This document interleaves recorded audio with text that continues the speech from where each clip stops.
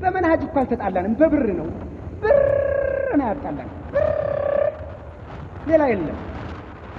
የመንሃጅ ማለት ትነግሩናላችሁ ስትነግሩን ግን ተውበት ባረግንበት ተነገራችሁን እኔና አርገኝ የመንሃጅ ችግር ካለ ያው ለቱቡ ኢላላህ ሱብሓነሁ ወተዓላ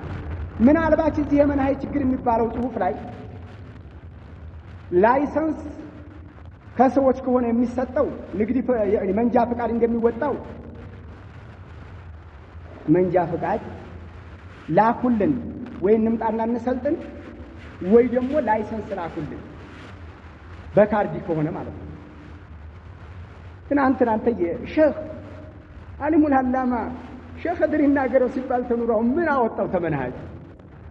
ምን እክል ደረሰበት ብር እኮ ነው ብር ነው እህቶች ያመጡት ብር ነው